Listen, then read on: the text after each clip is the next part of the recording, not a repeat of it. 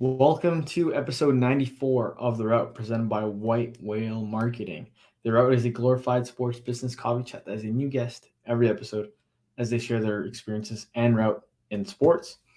I'm Christopher Nascimento, and let's get started. As always, just a couple things to cover before we begin. If you're watching on YouTube, you can see on the top corner here our social media handle at The Route Sports. So if you haven't already, check us out there. Probably the best thing if you're listening to this podcast, LinkedIn's probably a great way to start building your network, maybe get some people in sports and engaging with them. But then we're also on all the other classic platforms: Twitter, Facebook, TikTok, Instagram, ABCY, right? All the good stuff. And most importantly, even more than that, is if you're listening to this, please don't forget to subscribe or follow whatever platform you're on. I believe we're on 10 or so audio platforms. So it's always good to check us out there. But then if you're on YouTube, give us a subscription, leave a nice comment, rate 5 stars, like the video. Things like that allow us to grow a little more easily. Before we get into today's guest, let me tell you about BetStamp. If you're someone who likes to place a couple bucks on your favorite team, listen up.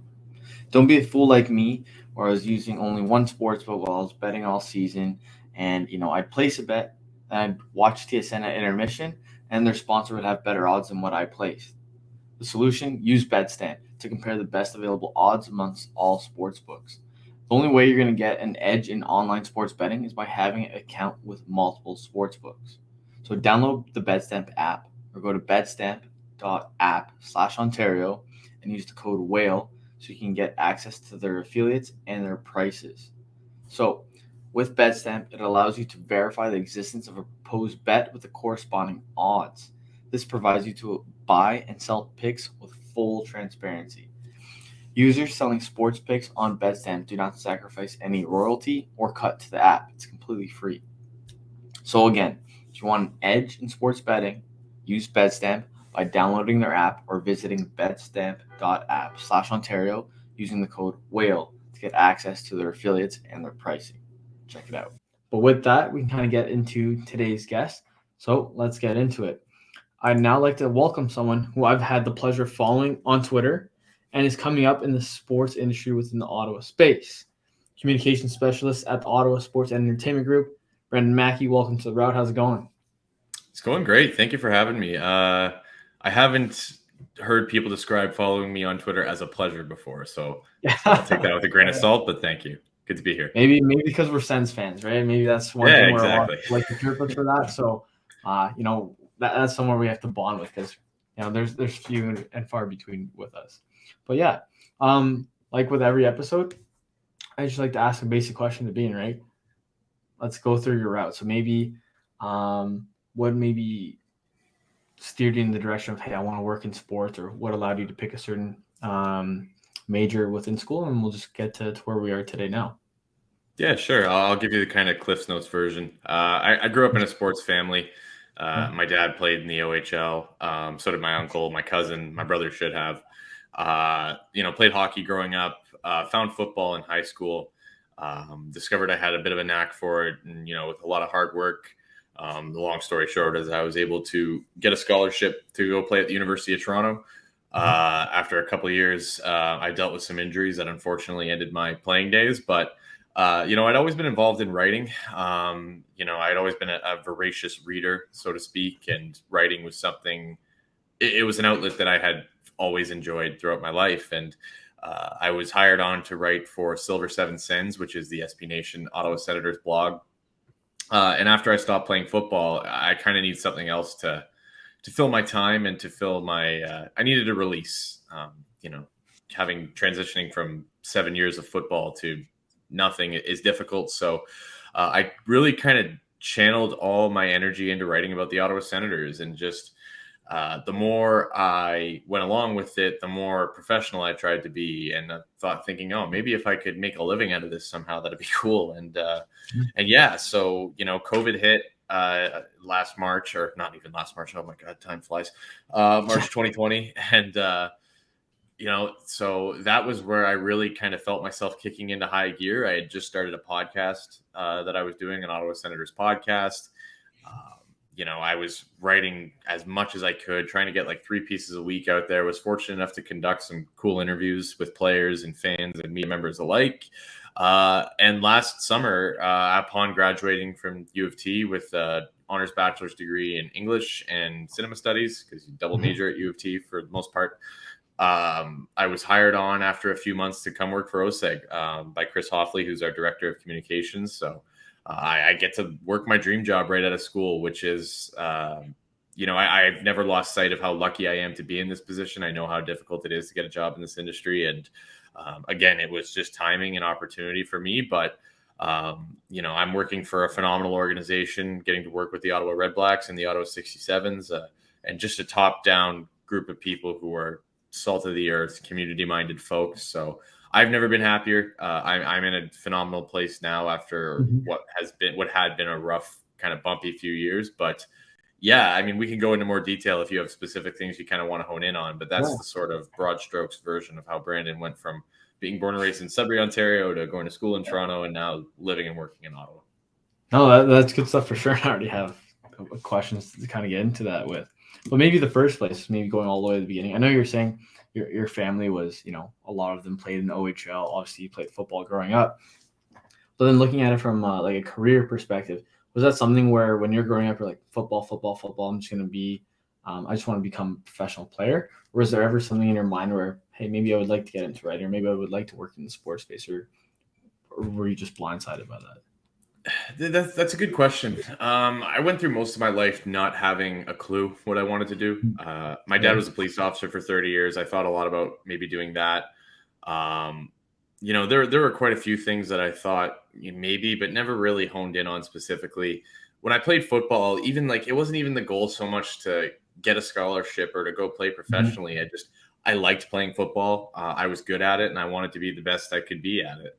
That took me to university. But even then, I never really had eyes on the CFL because, there's a certain, especially working for a CFL team now, you see it, but there's a certain type of athlete that you have to be to get to that level. And I didn't know if I was ever going to be that athlete, just that physically, naturally gifted. I knew I had the work ethic. I didn't know if the intangibles were what I was going to struggle with. But yeah, it started becoming a career focus for me to work in sports around the time, I would say probably about a year after I stopped playing football. When I really started to immerse myself in writing and podcasting and covering the Senators and everything that came with it. That was when I kind of started eyeing a sports career. But even then, I had no clue what I wanted to be doing. I didn't know if I wanted to be doing journalism. I didn't know if I was gonna, work for a team or whatever the case may be, work for a major sports broadcasting company. Did I see myself working in PR? No, but I'm very thankful now that I am, because it's an experience that I've absolutely adored since the second I walked into TD Place on my first day. And it's taught me a lot about the industry, and it's really helped me hone my craft. And again, I always go back to the organization that I work for, from everyone down to our top executives, to the players, to, custodial staff in the building. It's like everyone is just first-class people, and I can't say enough about OSEG. So, it was something that kind of came along after my playing days came to an end, which happens for everybody. I always kind of resented the notion that when you're leaving high school and you're applying to colleges and universities, that you should have an idea of what you wanted to do with your life. I even left high school a year late because a year after my graduation, I did a victory lap to keep playing football. So even then, right, I'm leaving at 18, almost 19 at that point, and I still didn't have a clue what I wanted to do with my life. So all of that is to say it happened organically, and it is definitely something that kind of formed over time. For sure. No, and that makes a lot of sense, where I think whether it's someone you meet when you're at school, or even, let's say, someone that comes on the podcast, I think very rarely you hear someone where hey, I'm going to be an accountant. And you said that from the age of 5, you went to school to be an accounting, and now you're working in accounting. And then maybe if they're young enough, maybe that does end up transpiring. But most of the time, they end up shifting throughout university, where that's kind of me, right? Where I was in school, I was in kindergarten saying I wanted to be an accountant if I wasn't a pro athlete. And as soon as I got to school, I was like, yeah, this sucks. I hate this. I'm going to go into sports. But no, it makes a lot of sense. But what I do want to touch on in regarding to school before we move on is, Hmm. like you're saying, a lot of people kind of struggle with after high school. Let's say that you're applying for university. Hey, what do I apply? So how did you kind of decide on, a Bachelor of Arts? Like, how did you say, okay, let me just look into this a bit more? Well, honestly, in terms of like from an educational perspective, again, Mhm. like writing and reading had always been something that I had Yeah. excelled at. I had so what really cemented it for me, and I always laugh at this story. So, uh, my grade 13, we called it grade 13. My grade 13 year, we're playing football, and I was getting recruited by the University of Toronto at that point. Mhm. And I had just gotten, just finished my grade 12 year, graduated and all that. But I knew I was coming back. And I was on the phone with Joe Capiello, who's the defensive line coach and recruiting coordinator at U of T. And he was Mhm. asking me about my grades and stuff, just get to know me. And, he asked me about my grades. And I mentioned that I got a 96 in English in grade 12. And I hear Yeah. just this pause. And he goes, "You got a 96 in English." You know what I mean? Like, so that all that is to say, like, English was something I'd always eyed, just to kind of, you know, I went in thinking like this is something I'm good at, and this is something I can Mhm. translate into a degree. Sorry, and it's a good general degree in that it applies to a lot of specific, career types, and it can get you in a lot of doors. So, but obviously, when I started going on in school and I started focusing more on the sports writing, I looked at it as a way to hone my craft, and to become a better writer. And I think it achieved that. So that was what I kind of went into it looking at. It was something I was good at, and then it became something that I could use to improve my skill set as I graduated and went looking for a job somewhere. For sure, and that makes total sense. Where it's almost like you found your footing within something you're good at, and then kind Yeah. of found a way to be passionate about it. And even more so, I saw a clip. When was it? Maybe like a week or two ago, and they're kind of explaining where more people need to maybe learn how to communicate or write better, just even speak better, because then that's applicable in so many different fields. So definitely understand where you're coming from in that perspective. And then I guess kind of building off of that, where this is a question that I have because you were saying how you're, from Sudbury, and then you go and write for the Silver Sen, and obviously now, at least from what Twitter looks like, it seems to be you're a Sens fan. So how does that work, right? Is that something where you become a fan as you're writing about them, and you just kind of fall in love with the team, or is that something where there's an interesting story behind it all? Yeah. I mean, obviously, like I said, I grew up in a huge hockey family. It took me a while to kind of, settle in on a team. Yeah. Uh, and again, I've told this story a million times, but my dad came to a game down here in January of 2007, Okay. with his friend who has season tickets. And anyway, when my dad came home, he brought back a copy of the Score magazine, the Game Day magazine that they used to Yeah. have. Yeah. And he handed it to me because he knew I like to read, and I'm like 8 years old at this point, and so I started flipping through it, and for whatever reason, I developed an infatuation with these players, and I think it was the red. I think it was the fact that they were doing pretty well, that they had some players that I latched onto, like obviously Daniel Alfredsson's a god in this town, and Mike Fisher was a favorite of mine growing up. And it just so happened that that was 2007, right? So that was the year they went on the run to the Stanley Cup final, and it didn't quite end the way everybody wanted, but that was when I fell in love with the team, right? It was through Yeah. that kind of 6 month period from January to the Stanley Cup final. And from Mhm. there, I was hooked. That November, I went and saw my first game, and my dad sneakily arranged for me to meet a bunch of the guys. So I got to meet Fisher and Chris Neal Oh and wow. Jason Spezza, Wade Redden, a bunch of guys. Um, and yeah, and then from there, I had kind of fallen in love with the team again. Again, it's funny how things happen. So 2017 rolls around, and I'm supposed to be playing my rep football season, or getting ready for my rep football season, which happens in the spring and summer. And I screwed up my knee, so I was laid off for about 3 weeks, and I was going to miss for a period of time. It looked like I was going to miss the whole season. Ended up missing a few weeks, but the long story short is, during that time where I'm in a leg brace, that this robotic brace that doesn't let me bend my knee, Yeah. and like just miserable. That was 2017, and then they went on that amazing run. Yeah. Yeah. So I got to see the whole thing. So it was sort of a blessing in disguise, and My dad even managed to get tickets to Game 5 against the Rangers, so we saw it when they tied it in the last minute and Turris won it in overtime. Like, it was one of my best memories. And anyway, so I started writing some fan posts at Silver Seven here and there because it was a site that I'd always followed for coverage of the Senators, and I was starting to feel that passion for the team again. And then the next year rolls around and it's summer, and I see they're looking for staff writers, and I just kind of threw my name in the hat, and I got a message back from Ross Arnold, who was the editor at the time, and he said to me, I was actually hoping you'd apply because I'd see your fan post. So one thing leads to another, and I'm writing for Silver Seven, and then things kind of take off from there. So I'm, as I get older, I'm not to sound like I'm, a million years old, but I'm becoming an increased believer in the fact that everything happens for a reason. And so I think I've benefited a lot from circumstances that, I wasn't sure were the best for me. There were times where I was miserable that have led me to good things. And so, it's funny how it happened. But it was a lot of circumstantial stuff that made me an Ottawa Senators fan. And if I weren't an Ottawa Senators fan, I'm probably not where I am today. So, so I think very fondly about the team and about my time growing up as a fan and writing for Silver Seven. And yeah, it's a part of my life that I will always look back on pleasantly. Yeah, no, that's a great story where there's so many different nuggets in that where I can relate to so easily, because obviously I've been a diehard Sens fan since I was a toddler. They have a million jerseys from all sizes, right? And that cup run, I remember perfectly, where even the years leading up to it, and I forget if it was that year when Emery got in the fight, I had my little radio behind my bed, and I ran downstairs because I wasn't allowed watching TV past 8. But just things like that, where even you're saying the Score magazine, I used to bring that into school because we had to read for 20 minutes at the start of the day, and I refused to read whatever they had, so I would just go to the games and bring those magazines and count that, and they had the Q&A with the players. With mine too.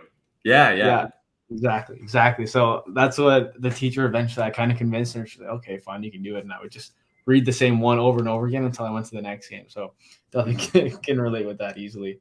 But no, that's awesome. And just kind of hearing that whole story, and how I agree with that too, where sometimes it's hard to see where the path's going to, or maybe I should say where the route's going to go. The route, yeah. And and then how it kind of everything happens for a reason. So that's awesome. But maybe we can build on the Silver Seven a bit more, right? So you're saying you're kind of getting back into the team. You're starting to feel that passion, and you're writing these fan posts. Is that something where you kind of just what's the word, transitioned into it seamlessly, or is that something where there's a learning curve, or how does that work when you kind of finally got that job at the Silver Sen? Oh, it was a huge learning curve. You got to remember, this is summer 2018, right? So not an amazing time to be a fan of the team, like calling a spade a spade. And I wrote a piece on July 1st when they didn't re-sign Carlson, and the writing was on the wall that he was going to be traded. I wrote this, looking back on it, I can't go back and read some of the stuff I wrote because a lot of it was very overly emotional and, over the top. But yeah, I wrote one on Carlson that really took off because I was really annoyed about the fact that, he wasn't re-signed. And so to answer your question, my approach changed after football ended, and I wasn't playing football anymore, which was just a few months after I started at Silver Seven, really. I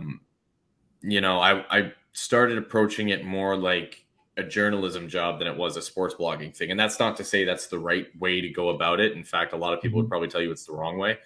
But, because they're different styles of writing, it's different voices. I adore everyone who still writes for that site. And, Beata, for instance, is a terrific writer, and she really comes at things from a blogging angle, and there's a lot of personality that comes through in her pieces, and she has a very strong voice, and that really comes through. Whereas myself, I would be the first one to jump on breaking news stories, and I would write feature stories on players when I could nail somebody down for an interview, or feature stories on fans or media members. And I would write opinion pieces every now and then. And every now and then I would make it clear that I wasn't happy with what the team was doing or something of that nature, but it was a lot less over the top and emotional than it was when I started. So I think that's a natural thing, right? And I think it's all about finding your groove when you start at a place like that. And, we're finding out what works and what doesn't work, and so it really was a sort of transitive process in that I started by coming at it one way as this Mhm. really ranty, almost comically angry writer, and then moving on to kind of looking at things with a little more nuance. And I took that a step further by scaling down some of my fandom a little bit, just because I wanted to be objective. I wanted to give objective Mhm. analysis myself. So yeah, I mean, it was a long road. I was there for 3 years, so by the end, I was a vastly different writer than when I started. But it was huge. Like, it's what got me this job was the work I was doing there, and the way that I improved as a writer, thanks to being surrounded by great people like NKB, the editor, like Ross, like Beata, Sean, Owen, Trevor, Spencer, Colin. I'm gonna forget somebody, and I'm gonna feel so bad. Ari. Um, like, everyone there is so phenomenal, and they're so good in different ways. I feel like, I was able to learn something from everybody. Mhm. And Nada, sorry, this is the last one. I can't forget Nada because we came in at the same time. But yeah, so all of that is to say, I think I was able to learn different things from everybody, and even just from myself and from other professional media members. So it was definitely not a linear process at Silver Seven. It Mhm. was ups and downs, peaks and valleys, but I'm very happy with how it ended, and it's still a site that I read constantly and that I think of very highly. Yeah, yeah, no, for sure. And it makes total sense of how that ended up, even helping you get this job that you're currently in now, right? Where there's so many different aspects of it that kind of build off one another, I should say. Mhm. But yeah, no, interesting that you're saying too. That maybe like a little sidetrack here, just about Carlson and all that too. I kind of felt the same way, but then I think by 2018, the summer, I was like, oh, you know what? Let's blow it all up. And I've Yeah. been, you know, I find with working in sports, my fandom from sports has kind of gone away a tad for Mhm. some things, but for some reason, the Senators, I can always at least just throw on a game and I'll always watch that. But Yeah, no, I think that's a natural thing, right? Like, I find a lot of times, and I love hockey, I love football, obviously. Mhm. I wouldn't be doing what I was doing if I wasn't. But, For there's a sure. lot of times I'll come home from a Red Blacks game or a 67s Mhm. game, or whatever, and I'm like, the last thing I want to do right now is watch sports. Yeah, Like, yeah, yeah. I've been living and breathing sports for like 6, 7 hours of my day. It's been nonstop. I just want to Yeah. decompress. So I think that's a natural thing. Like, I love the Sens, you know what I mean? But that, Yeah. again, that's something I can always get up for. Like, if I ever get a text to get an invite to a Sens game, like, hell yeah, I'm in. Of course, of Like, course. I absolutely love that team, and there's so much fun now, with everything they've got going there. So it's a very exciting time to be a fan of the Senators and to be a sports fan in Ottawa, really. Yeah, yeah, no, I completely agree with that. And before we kind of move into your current position now, Mhm. do you still do any type of writing for, I don't know, like freelance writing about the Senators, or do you have a blog of your own that you're still writing about? Or is that something you put in the past? No, honestly, my job keeps me so busy just writing about the Red Yeah. Blacks and the 67s. I do a large chunk of our written web content with my boss, Chris Hoffley, and, former journalist with Post Media, and another guy I've learned a ton from in the 10 months that I've been here. So, no, I mean, I'm sort of enjoying now just being a fan of the Senators, because that was something I didn't get to do a whole lot of over the last couple of years, because I was trying to challenge myself to look at things analytically and shove that fan down a little bit. But yeah, but now that I'm a little more free from that, if that makes sense. Not that it's a bad Mhm. thing, but Yeah. now I've really taken the time to enjoy being a fan. I went and got my Brady Kachuk jersey, and I wore it to the game where he came back against, when they played San Well, Jose. So like, just doing cool stuff like that I wouldn't necessarily have done before. That's kind of what I'm enjoying right now. yeah, yeah, no, for sure, that makes total sense. And I guess maybe now what we kind of get into is how your current position came about. Obviously, I understand how the skill sets and how that would maybe lead to it, but I don't know, was it someone where they recommended you? Did you apply? And I think that's something a lot of the listeners would like to hear, because that's where the position a lot of them are in. Sure, and it's funny how I really do want to emphasize that it's funny how things happen, because I get messages and stuff from people who are trying to get into the industry all the time, and um, I feel stupid saying it almost, but the best thing I can tell people is just work hard and be patient. And I know that's easy for me to say because I'm a guy who got hired really, 3 months after graduating, but I'm the outlier. Like, I'm the exception to the rule. That does not happen a lot. I was very fortunate to be in that position. So you really just got to plug away. You have to get comfortable with rejection, and you have to kind of put yourself in a place where you know your value and you know what you have to offer somebody. And it doesn't matter how many rejection emails you get or how many people you don't hear back from. Like, the right position for you will come along when it's ready. And I know I'm kind of going off on a tangent here, but I want to emphasize that like I had interviews for jobs before I got hired with OSEG that I was crushed when I didn't get them. Because I thought, oh, that was the one. But looking back at it now and looking where I am now, I wouldn't trade my position for the world. So yeah, with that kind of out of the way, the best way to explain it, I had applied with OSEG for, a few different positions, never really heard back. Chris Hoffley, my boss, we had followed each other on Twitter for a little bit, interacted here and there. So one day, and again, I'm living in Toronto at this time, and one day I get a message from him and he says, hey, you should apply for this bilingual communications specialist job I have. Even if you're not bilingual, I'm looking to broaden the search a little. So I was like, oh, that's a compliment just to even be considered. So yeah, I'll definitely apply. Pretty quickly, I heard back from Hoff, and I had an interview with him and with Bentley McKay, who works in HR first.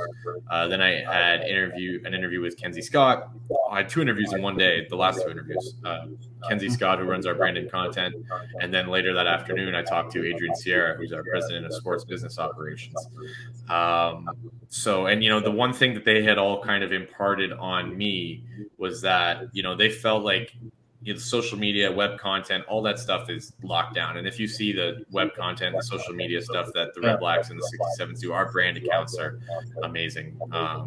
Haley Davis, who does an amazing job in that role, and John Halpenny, who just left us for an awesome opportunity with Wasserman, top-notch people and some of the best in the business. But yeah, and they wanted more of that storytelling. They wanted that kind of prolific written content that I had been putting out with Silver 7, that I had demonstrated an ability to do, and I had diversification with podcasts and things of that nature. But so it funny because the first interview, I came to discover that Hoffley was actually under the impression that I lived in Ottawa, which was not the case. So I mentioned something about being in Toronto, and he kind of has this panic look in his eye, and he goes, just to be clear, you're willing to relocate, right? And I was like, oh yeah, in a heartbeat.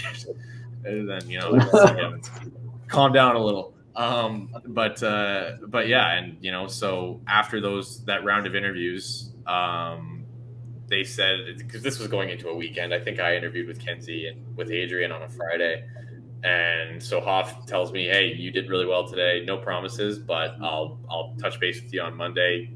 They said, put it this way, we haven't had anybody do 3 interviews yet.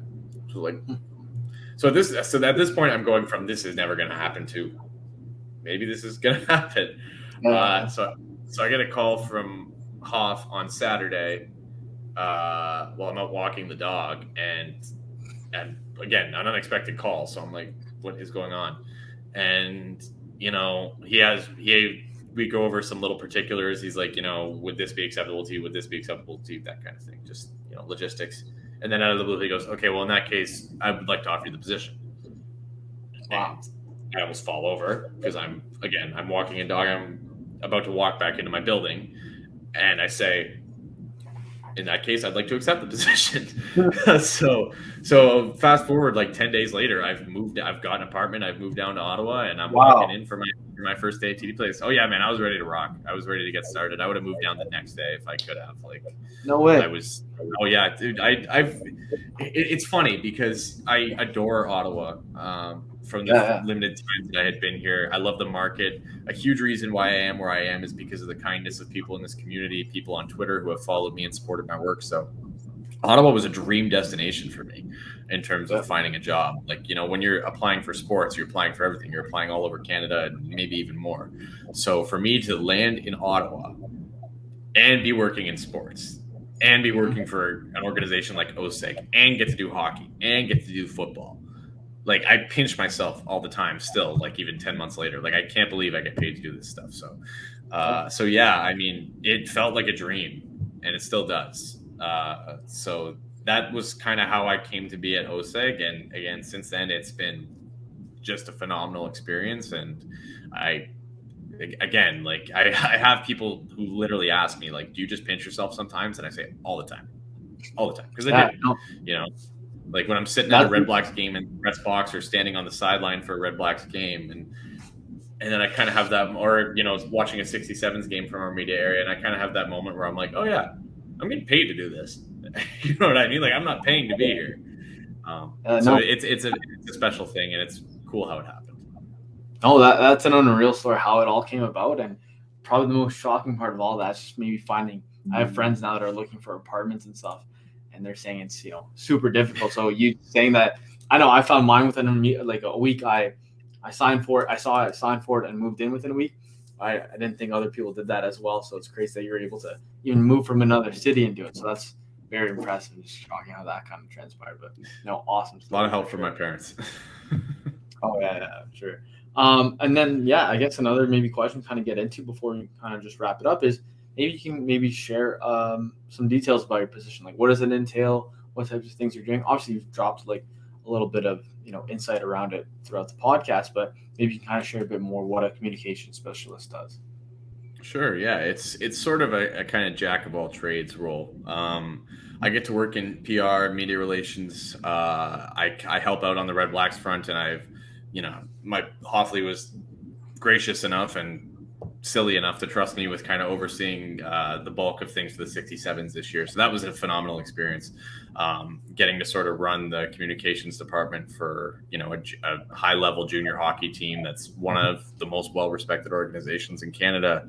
Getting to work with a coach like Dave Cameron and a general manager like James Boyd, and just that whole group of people and the players we had was just an amazing experience. But I think the best part about it is that it's the best of both worlds, right? Like I get to do this communications, media relations stuff that I didn't have experience in. And I get to learn on that front, but I also get to keep writing and do what I love, which is storytelling. Some of the most fun I had was writing a piece on Adam Varga's 200th OHL game this past year, sitting down with him for an interview and talking about his journey, his route from all the way through junior hockey to becoming an overager as he wrapped up his career, and talking to some of the marquee free agents that we signed from the Red Blacks this year, and writing a piece on Kwaku Boateng and on Patrick Levels. And so I get to do everything that I love about sports. I get to write, I get to tell stories, I get to build relationships with athletes and staff and media members, but I also get to learn and, be in this spot where, I'm learning from a guy in Hoff who's been around this industry for a long time because he's an old man. I'm going to get fired for that. But yeah, and get to do all these cool things while still doing what I love. So, and in a city like this, like I tell people all the time, Ottawa, I could see myself planting my roots here if it works out, like I could see myself settling down here and never leaving. I love this city. I love the people here. I love the community. So, I mean, that's kind of the role itself, and just, on a personal note, how much I love it and how much I love being here. So it's been a whirlwind. I still feel like it was just yesterday that I moved from Toronto to here, but the role itself is phenomenal. It's everything I love about sports and everything about media. And, the fact that it's with an amazing organization in an incredible city like this is just the icing on the cake. Yeah, no, that's surreal. So that's great to hear, and I'm glad to hear that you're enjoying it so much. And obviously, being from Ottawa, I love it as well, considering I'm still here. But so the way I just like to wrap up every single episode is kind of two basic questions. The first is kind of going into the future. I like to say I'm going to live until I'm 103, and I like to put you in that same mindset. So let's say Brandon, 103-year-old, rocking chair, enjoying life, just sitting back thinking about the good times. What's one story so far about your career in sports that's going to make you stand out and be like, wow, I can't believe I got to do that for a living when you're 103? Wow, that is a good question. It's funny because like I'm still so early in my career that it's hard to really kind of isolate one thing that I'm looking back on as like my magnum opus. The thing that I always go back to in this business is the relationships. like, the relationships you develop with athletes and with staff, like those last, athletes move on, people retire, people get fired. Like that's the nature of the business. But cultivating those relationships, I think, is something that I'm always going to treasure. But to give you a story, I don't know how closely you follow the Red Blacks, but last year was a tough season for us. We went through a lot of adversity, and our record reflected that at the end of the year. But early in the season, we lost both our starting quarterbacks. We lost quarterback 1 and 2 on the depth chart to injury. And so we're going into a home game against Edmonton with this kid who's my age, Caleb Evans, who's never played a professional football league, a professional football snap. And nobody knows what to expect. And it just, it's like, oh, the Red Blacks are going to get smacked around again. But we kind of had a weird feeling on that day. Like I had an oddly good feeling. And Caleb comes out and plays the game of his life. We beat Edmonton in front of our home crowd, which was just a spectacular moment just to see him and how much it meant to him after that game. And Antoine Pruneau getting an interception in his 100th game. That was wild. If I could kind of throw in another one quickly, going back to what I said about the relationships, when Devontae Dedmon, our kick returner, who in my opinion, even in one season, is probably the best kick returner that the CFL's ever seen. He returned a kick for a touchdown and broke the single season record for return touchdowns. I think it might have been return touchdowns to start a career.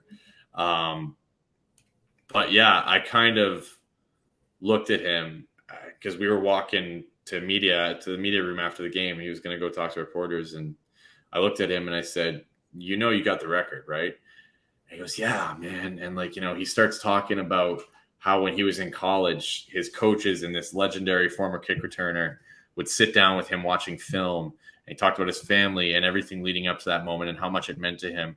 And then he goes and sits in front of, on a Zoom call, talking to reporters about it, about his family and how much this moment means to him. And he's crying.